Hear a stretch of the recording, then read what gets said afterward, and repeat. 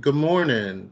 My name is Matt Sheriff. I'm with the Mississippi Department of Education with the Office of Intervention Services. I'm one of the academic interventionists and gifted specialists with the department.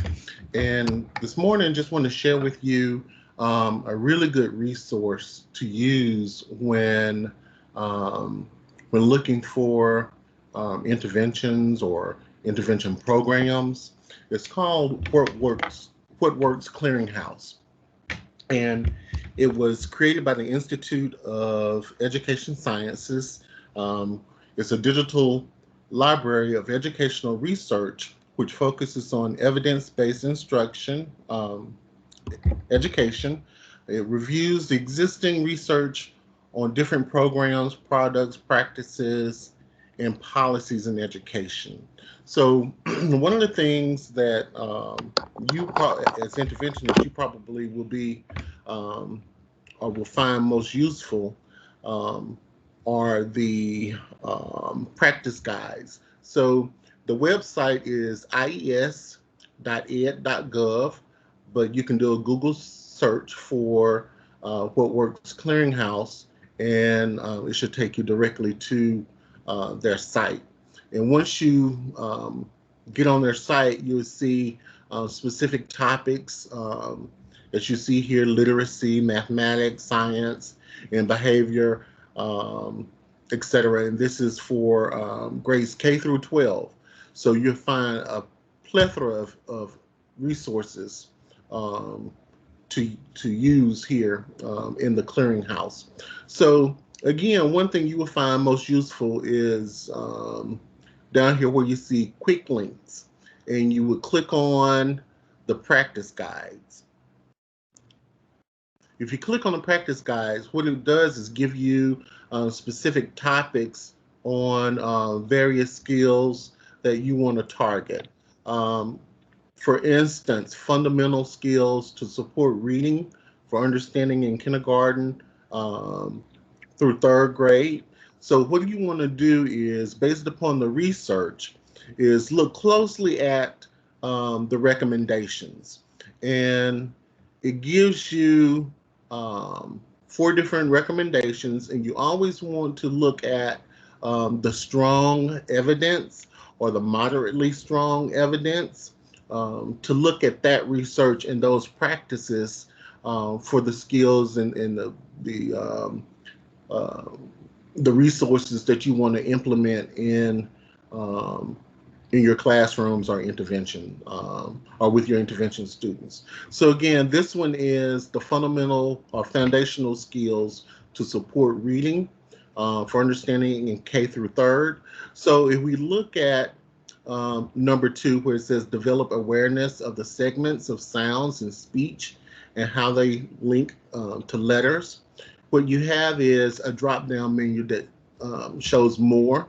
And then it takes you to actual tips for supporting reading skills at home, the actual practice guide summary, and then some downloadable um, ebooks and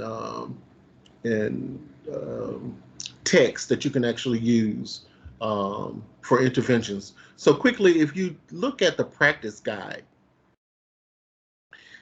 and you scroll down, it gives you the introduction of that particular skill, what you're looking at, and developing foundational reading skills that enable students to read words. And then it provides the actual recommendations for that particular practice. It tells you exactly what to do. Um, if you want to look at number one, it teaches the students academic language skills, including the use of inferential and narrative language and vocabulary knowledge. So not only does it give you the recommendation, it explicitly explains how you would carry that particular practice out in your classroom. That's what I like about What Works Clearinghouse, is that not only, well, in the practice guides in What Works Clearinghouse, not only does it give you the recommendation, it takes you through the process of implementation. And then you know that it is research or evidence-based. And that's what we want. We want to make sure that we're using evidence-based practices in our interventions. So that is the most beneficial way to use What's Work Clearinghouse. Again, it gives you the actual activities, use the actual materials that you would need. Everything is here to carry out that intervention. So this is an awesome tool. And again, if you go back to the search, if you scroll back up and you type in the search, you can look for more specific skills. Decoding, for example. I think there was already one on decoding. I think that was actually one of them that was listed in the actual practice guide that I just shared. But you can actually pinpoint what resource or what skill you actually want to use for that intervention. Okay. The other way that What Works Clearinghouse is used is by providing information on specific intervention programs. Let me back out of this and share that with you. Okay. If you go back to the home page, under topics here, and if we go to literacy,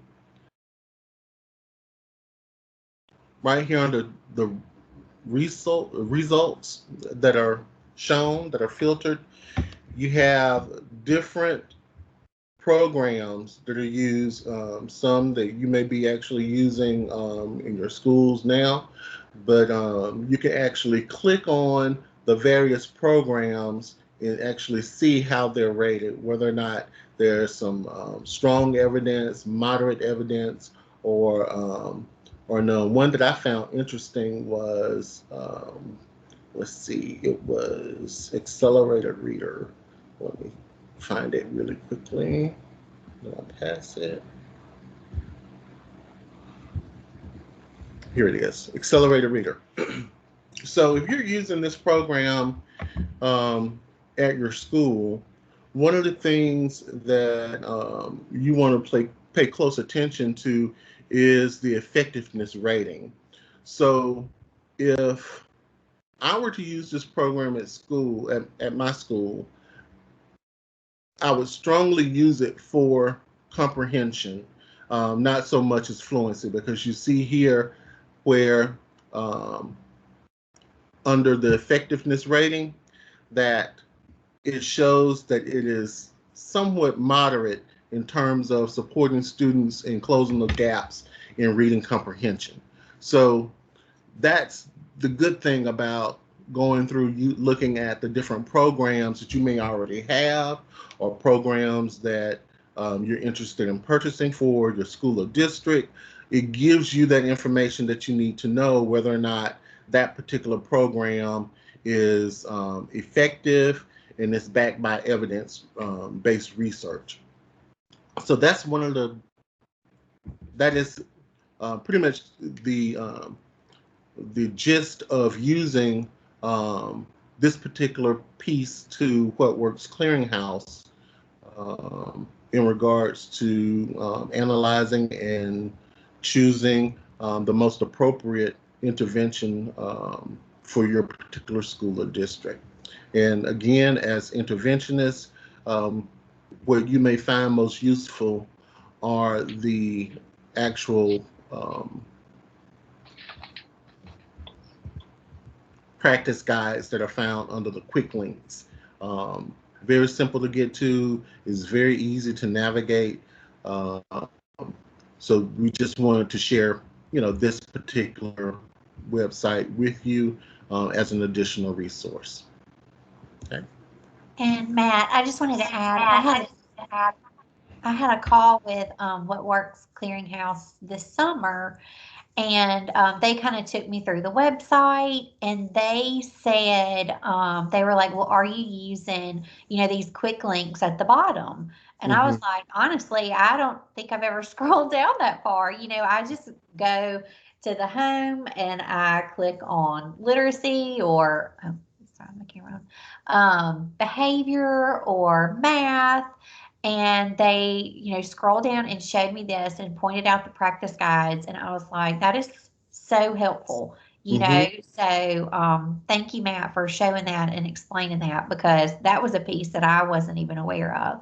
Yeah, at first when I started using it, um, it was kind of frustrating because I didn't go down to the quick links and just took the time to kind of explore the website and found it very beneficial to use and sharing the information with my staff when I was a principal. So um, very good resource. Thanks, Lori. All right. Thank you, Matt. And then just one more thing I wanted to share about What Works Clearinghouse. So when Matt pulled up literacy, it came up with a lot of interventions. It had like 231, but you can, on the left, there's a green button that says more filters. And so you can filter that by grade level and by exactly what specifically you're looking for in literacy. Like if you wanted to look at comprehension, you can click on that and it'll narrow it down for you. I was trying to get to where you were talking about, Sandy. So scroll down just a bit more, and on that left side in that gray area, see where it says more Oh, filters in the yes. green bar? Yes. And then you can go by grade, you can go by school type, you can go by program or outcomes. And when you go into outcomes, that actually lets you choose, if you're looking for, go into other academic performance, I think, and then that'll let you look at comprehension. Oh no, I'm wrong. You have to, you can play with it, but you'll find that it's, once you start looking in there, you'll say, oh yeah, I want to narrow it down by grade, or I want to narrow it down by specifically what I'm looking for. So if you go, say, go into grade,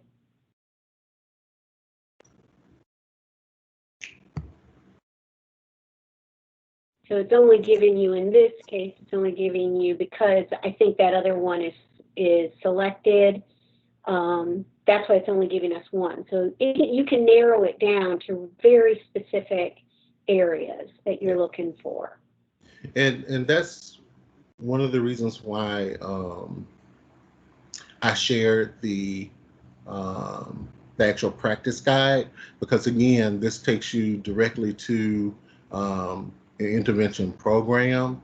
If you wanted to, implement first steps to success, it gives you the effectiveness rating and the studies that were actually used. You can go in and read all the studies about that particular product. So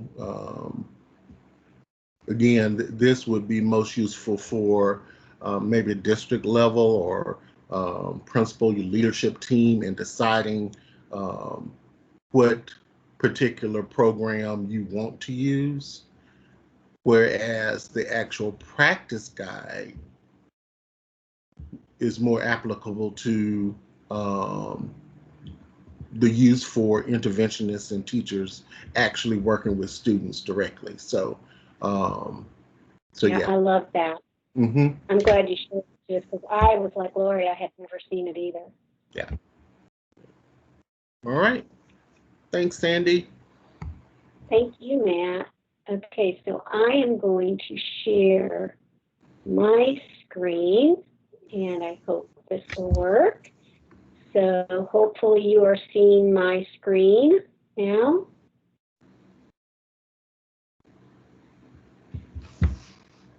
y'all let me know if it comes up, because you know my internet is sometimes a little bit slow. Yes, it's up. I see it. Okay, so this is the National Center on Intensive Intervention, and I'm going to quickly, so I did add the link for What Works Clearinghouse, and at the end, when I'm finished here, I'll add the link for the National Center on Intensive Intervention. And I came across this site when I was looking for resources for progress monitoring. So on this site, you'll see that there are a lot of different areas. So today I'm going to take you through the tools and charts, and then I'm going to take you through the intervention materials. And I'm going to be honest with you, this site has a lot of supports, and I haven't explored all of them, but the ones that I'm going to show you today I've explored a bit, and I really think that they're helpful. So I'm going to hover over tools and charts, and then I'm going to go to academic intervention chart. So again, this is similar in that it's going to give us some options to find academic interventions, and they also have behavior interventions. So when you see this, when you come to this chart, you'll see that they have a legend at the top that gives you information as to the level of evidence. So if it's convincing, partially convincing, unconvincing, or no data is available. So of course we want to lean towards the things that are either convincing or partially convincing, and then look into them a bit more.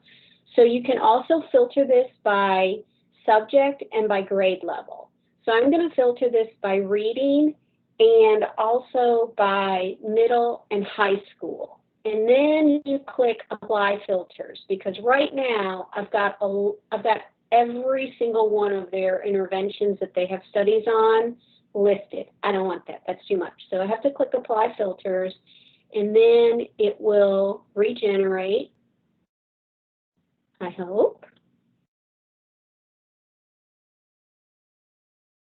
And then I'll have reading. So now it's looking specifically at reading, and it's looking at the grade levels that I asked for. So I'm just going to scroll down a bit, and I'm going to go to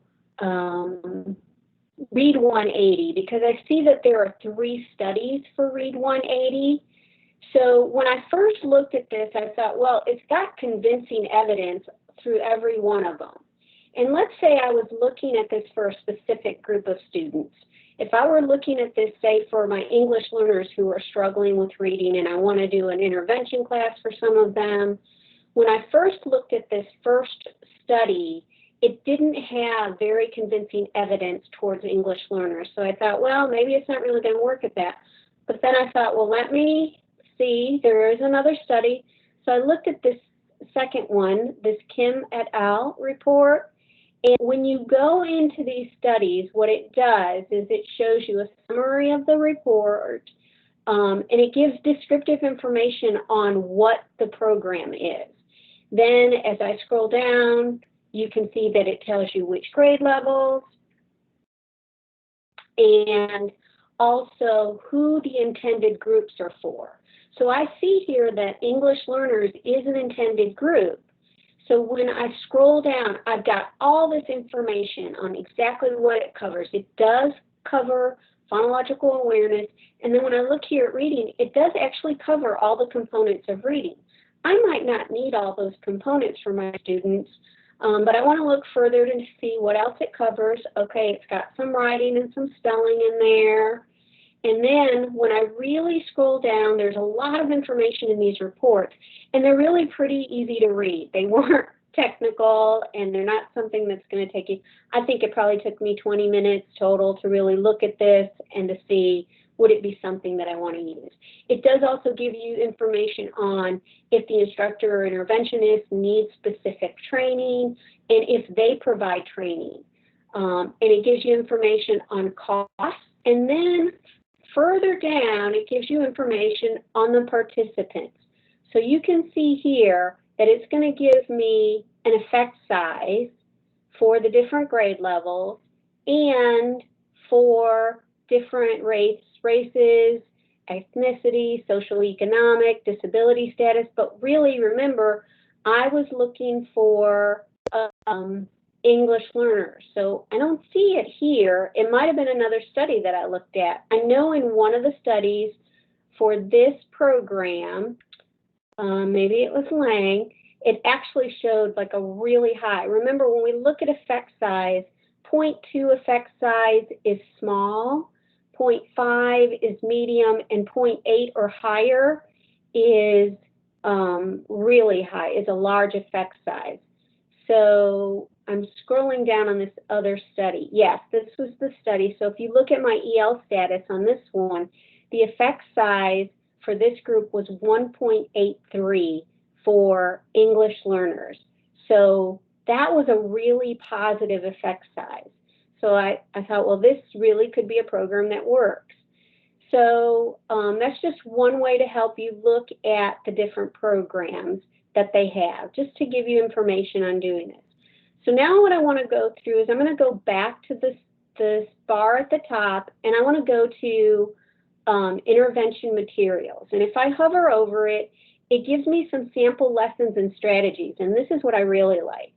So I'm going to go into literacy, and when I go into that, I'm going to have to scroll down a bit, but then it asks me for a specific skill to explore, because, you know, we're not always working on the basic skills for all kids. A lot of times with my older students, they could read like the wind. They could read anything I put in front of them, but comprehension was an issue. So if I click on comprehension, it's going to give me some lessons and activities, some actual lessons and activities. So you'll see the lessons and activities, and I noticed that they kind of go in a backwards way. So if I start at the bottom and click on this plus sign, it expands. And these are all lessons on identifying text structures. So if I click on part 1, it actually gives me a lesson. And it actually, you can use the sample script. And what I liked about it too is that it isn't so restrictive that it provides the text too. It allows you to choose a text. So that could very easily tie into using the text that maybe the students are already using in class, and you want to help support what they're learning in a content area and use the text with it. So I really liked this component, and it really follows in a logical order. One thing I really liked about it was the fact that it gives the lesson and the materials, and it follows the standards. So when I looked at this, I thought, well, this is perfect, because a lot of times we have we know what we want our students to learn, but we don't necessarily have the funds to purchase some of the materials and the programs that we find.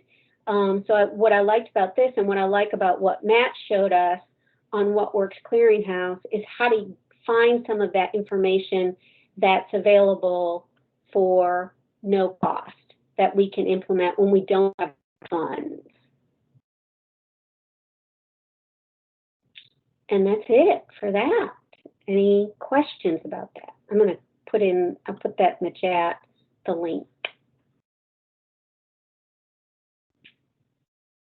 I placed it in a link for you in the chat already. Oh, great. Oh, thanks. Okay. All right. So then I guess if we have no questions, then we could go to other questions. Sure. If anybody has any other questions that they had when they joined this morning, y'all can drop those in the chat and we can address those now, or you can unmute yourself and we'll be happy to help you.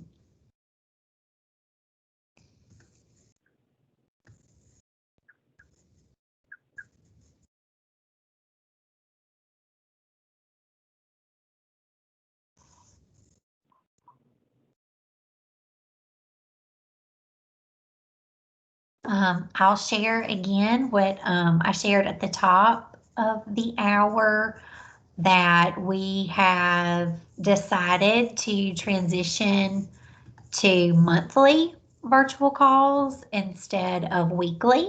So I will send you an update with that information in our emails that I send out. We're also recording this session, so I will be emailing this recording, so you will have that. So you can go back and review the links and the guidance that's provided.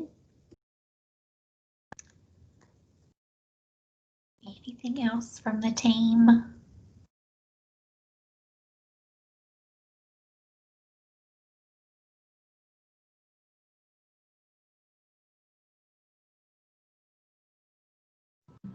Everybody's just trying to make it till Friday. Yeah. Lord, I have a question. Okay. This may be a crazy question, but I feel like I'm all over the place with my MTSS meetings. So I'm going to ask this question. How many meetings should be conducted monthly with MTSS, and what should those meetings look like? I'm on a high school level. Okay, that's a great question. And especially now that, you know, you've got your 20-day meetings behind you and you've got your kids who are in interventions. So I would say you probably want to be meeting monthly. I scheduled mine. I think I scheduled like the first week of the month. I would schedule time to meet with teachers, to contact parents and make sure everybody was aware of the students' progress. And you can, it's almost like you can stagger it, you know, so maybe this month you're going to address all of your tier 2 kiddos. Next month, meet on all your tier 3 kids, because it does get overwhelming. Now, at the high school level, your numbers may not be that high, so you may be able to meet on all of your kids once a month. Jada, I know Jada, she likes to support our high school friends, so I'll let her chime in. Okay. Wait, you're muted.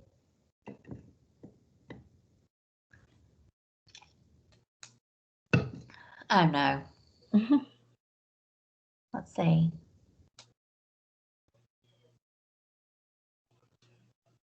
I don't know how to unmute you. I think you can only unmute yourself. Do you see it? No, can't hear you.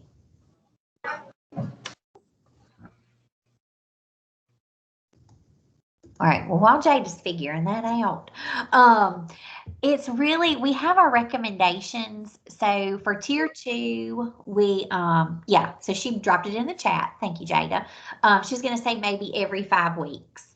And that's really what we recommend, you know, for your tier 2 kids. We want you to meet on them every 4 weeks because they're probably not going to be in their intervention as long. And for tier 3, we recommend don't go longer than 8 weeks because, you know, then that's 2 months. So that's really, you know, pushing it down the line. So just however you can get those scheduled. We recommend that you don't have to invite parents to all of your tier 3 meetings. You can invite them to every other meeting. And that helped us cut down on a lot of the time that we spent in our MTSS meetings. So like, let's say this meeting that you, maybe like your first review meeting, invite parents. And even if it's just virtually, let them sit in on the call, make sure they're up to date on their kids' progress and the interventions that you're providing. And then the next time, let them know, hey, we're doing an MTSS review meeting. We'll send you our notes so you'll be up to date. And then that way, parents are staying in the loop, but it really gets to feel like the parents are like every time they turn around, they're having to come to a meeting. So that way you're keeping them informed. Does that help? Yes, it does, because we only have, you know, because we're virtual. So MTSS meetings are or hour. We set them for an hour a month. But I feel like that's not long enough because our numbers are so high. So I was just trying to, figure out, because I'm all over the place with our meetings. Our team, we meet sometimes first to discuss like those EWS reports, the attendance, if we have any discipline, and we'll look through like our report cards, just to see what students have the Fs, and we'll make a list, and we'll, decide whether or not we'll get with the teachers, and then we'll decide whether or not we need to look at those students a little further before we actually have a meeting. Mm-hmm. Yeah. So I was just trying to see, it seems like it's not working at my school. Like, we scheduled a meeting for Friday. I have an MTSS meeting Friday. And I've asked the teachers, if they have any students that they need to bring, to the meeting, to be brought, to the meet before the meeting, go ahead and submit their names, and I let them know what documentation is needed. But I sent it out to all teachers. It's like I'm not going to be able to meet, with everybody in an hour. So I don't know. I'm just trying to figure out how this thing will work virtually. Well, and one thing that I did was I scheduled 15-minute windows. And so this teacher, you have 15 minutes. You come in, we talk about your kids, and then you go back to class.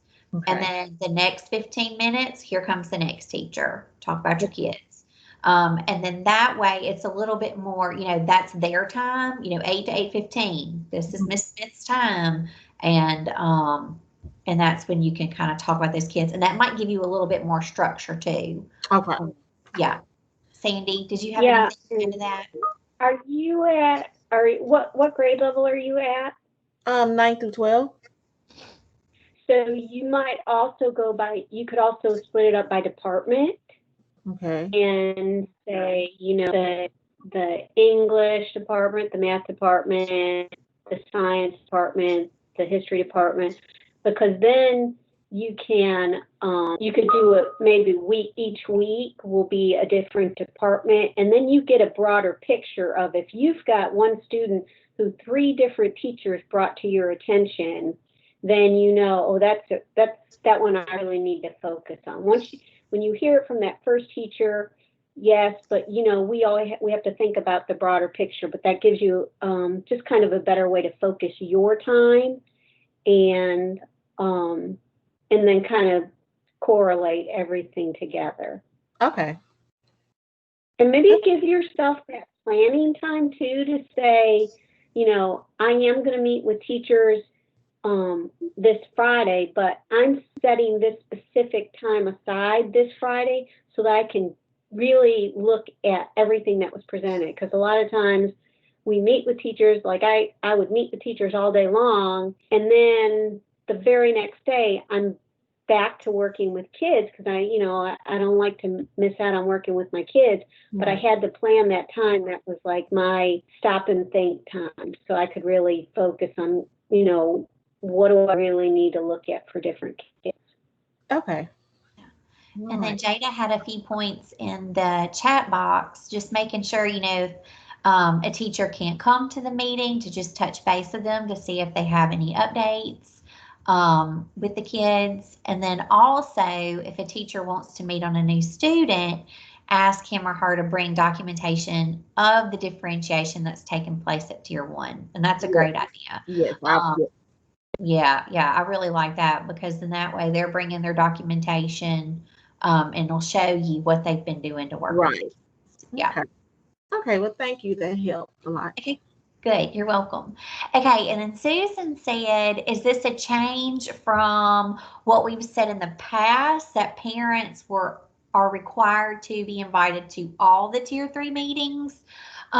You can do that if that's what your district wants to invite all parents, but we just want to make sure Parents have to be notified when, you're moving a child to tier 2 or tier 3.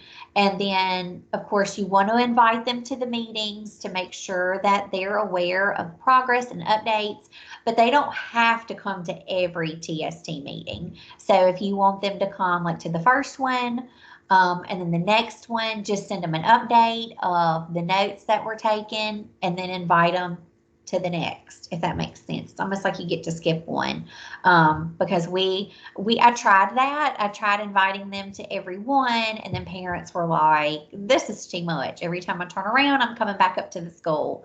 And so then we transitioned over to every other, and then we just notified them of the decisions that we made. Sandy, I see you nodding. Is that how you did it at your school? We did, yeah. And that really, I think it providing that documentation for those meetings that the parents didn't come to, but it also gave us a little bit of freedom too to say, well, we really do need to meet with this parent this month again. So on that month when we weren't meeting with all parents, but if we had a case that we were like, we're really concerned about this student, we'd call that parent in too, because a lot of times too, I might be giving a teacher 15 minutes to meet with about all their tier kids, but if you're inviting parents, that takes longer. So it gives you that flexibility too. And then you could do it the other way too, where you invite like half your parents this month and the other half of the parents the next month. So you can be flexible with it. Yeah. And then Jada made a great point. Of course, it's great practice to have parents at all of the meetings, but some schools have such large numbers that they have to make adjustments. So she said that she had some parents that wanted to attend every meeting and they would come every month, and some that said, send them the meeting summary. So you have that flexibility. So that's a great point, Jada. You have the flexibility to do that. Okay, and then Brenda's saying in the past we were told that we had to invite them to all the tier 3 meetings, but that they did not have to attend. And and that's something that I guess y'all can make that at the district level, but as far as we say, we just want you to make sure that parents are informed, you're keeping them updated on their progress, and definitely invite them to the majority of the meetings. They don't have to come to all the meetings. So that's good. I'm glad we brought this up so we can clear this up today. Okay. Anything else? I'm looking back in my meeting notes to see if I had any questions that I could share.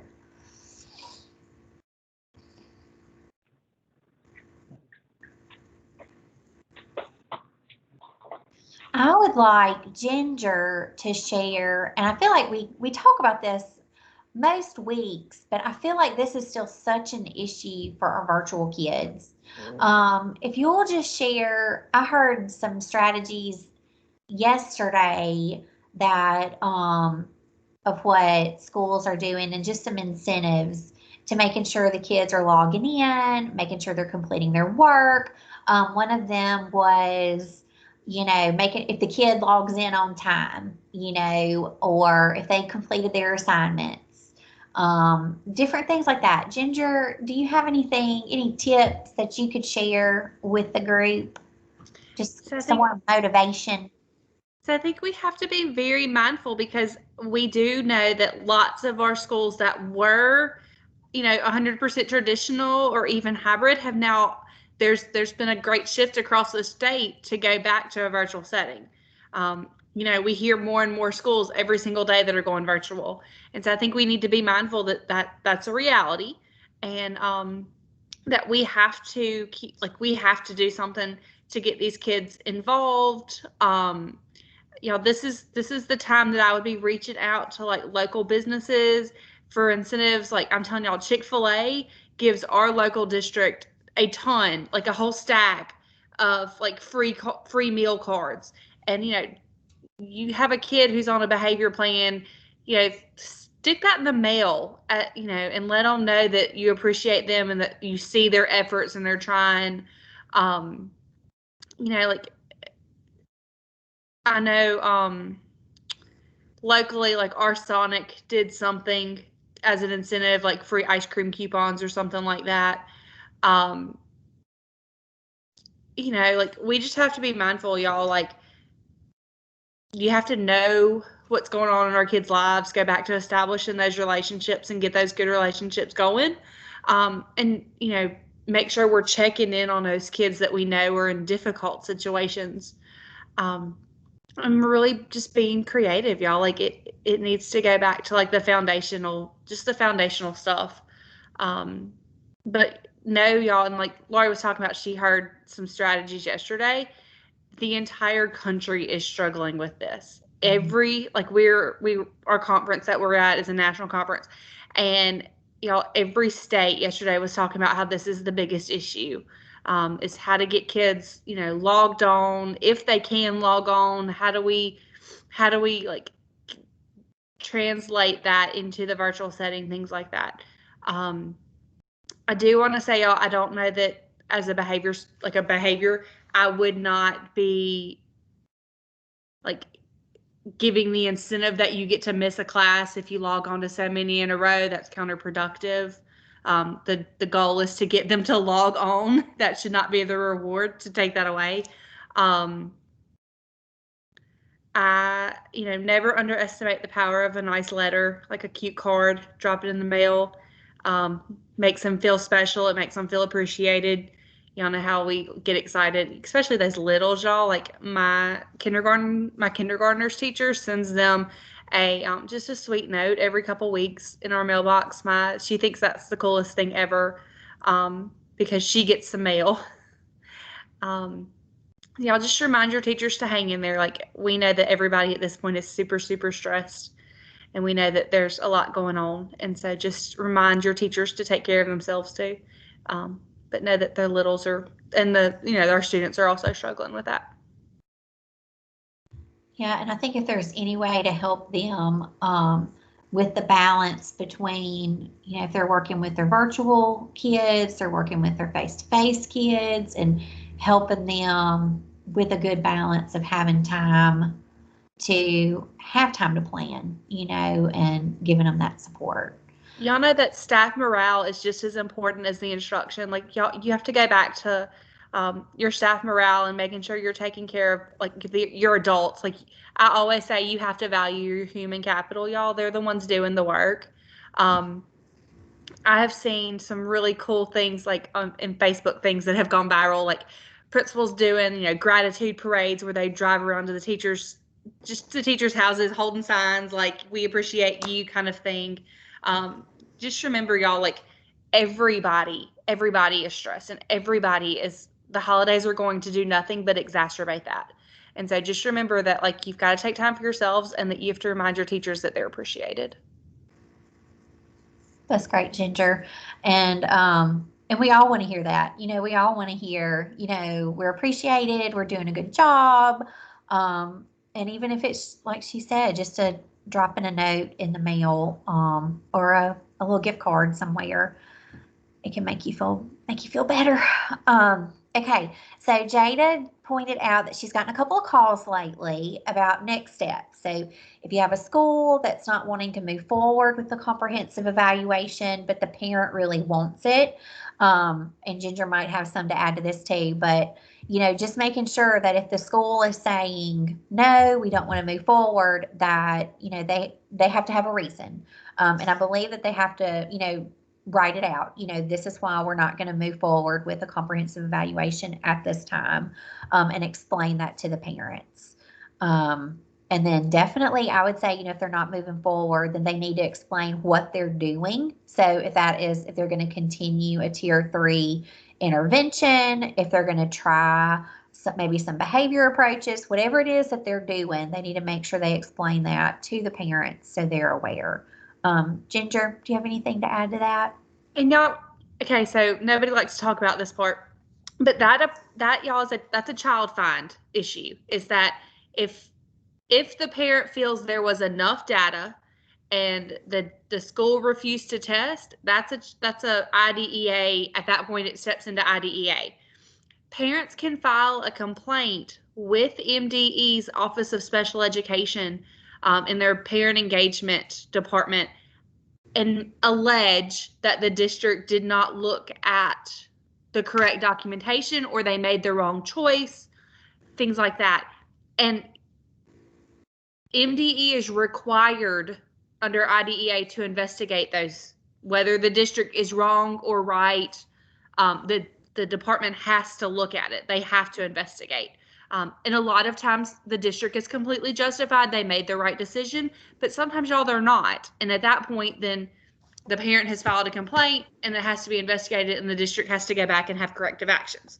So whatever you do, look at your documentation, look at multiple pieces of documentation. Make sure that you guys are documenting those decisions. Like Lori said, you have to write out, if you're refusing a comprehensive assessment, you've got to write out exactly why. And it's a PWN, it's a prior written notice that has to be sent to the parent that just documents what exactly the evidence that you looked at and the decisions that were made, and then next steps about what we're going to do, whether it's continue tier 2 or tier 3, things like that. Okay, thank you, Ginger. Yeah, Lori, and Go ahead. Lori, can I just add to that? I mean, I've had times when we have taken a student to the MET team and the MET team decided not to proceed with a comprehensive eval. But the other part of that is to really make sure that you're really communicating with parents about what you will do. What are those next steps? How are you going to support their child? Because obviously they're asking because their child is struggling. So they just want some assurances too that you're not going to say, well, no, we're not going to do a comprehensive eval and he's just going back to class or she's just going to keep on struggling through. What are you going to do? And that's where that communication is just so important, because you want to keep parents working with you as partners, and that's really key. Yeah, that's great, Sandy. Making sure that you are having that communication with parents and yes, letting them know exactly what you're doing to help support their child. And I think that's so important. That's what parents want to hear. One thing that I wanted to point out, and I know we're getting close to the end of the time, is I've gotten a few questions from districts about, what do you do if a parent says, I don't understand what this tier process is. I don't want my kid taking part of it. And so, they can't refuse tier 2 or tier 3 supports. That's just part of our general education. It's not special education. They don't have to sign off on it. They don't have to approve it. And so those are just the supports that we provide so their kids can be on target. And it goes back to exactly what Sandy just said. It may be where you have to do a call, invite them in, and explain the process, explain the supports they're getting. So if the child is being pulled out of the classroom to go and work with an interventionist, explaining what they're working on. And most of the times that clears it up. It clears up the confusion. If you have a parent that just flat out says, no, I don't want them leaving the classroom, maybe they think there's a certain connotation with that. So if there's a way that you could do like a push in, so the interventionist comes into the classroom and sits with the child or does a small group with that child and some other students in the room. So with that, try to work with the parents, try to explain the process, because at the end of the day, we have to provide those supports. We've got to give the supports that they need to be successful. And so, yes, communication is definitely key with that. Team members, do y'all have anything that you would add to that? So I don't have anything. I was going through my email and trying to see if I had any questions or stuff that came up this week. Y'all know MSIS for the last 2 weeks. We've had lots of MSIS questions. The biggest one, y'all, that has been repeated several times is, so we've gotten past our 20-day meetings. We've trucked on now for, a semester and a half, and we're starting to have those TST meetings, and the kids are moving from like tier 2 or from tier 3 back to tier 2. And like, what do we do with MSIS? That, especially for those students that we have like manually entered, y'all, you just go back in there and you put the date that you met and you put the success of the intervention, and you're done. Like if you're moving them back to tier 2, we don't remove them from the screen. We just, indicate that the intervention was successful and move on. Same goes for y'all. You may be meeting and you have some kids that maybe were in tier 2 and are now moving to tier 3. You'll need to go in and manually enter those students in the intervention screen. And trying to think a couple.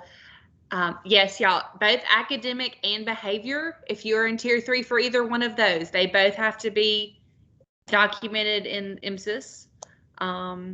Those are the big questions we keep getting is, now that it's time for a change, or now that we've gotten past one step and we're rolling, what do we do now as we're updating our information?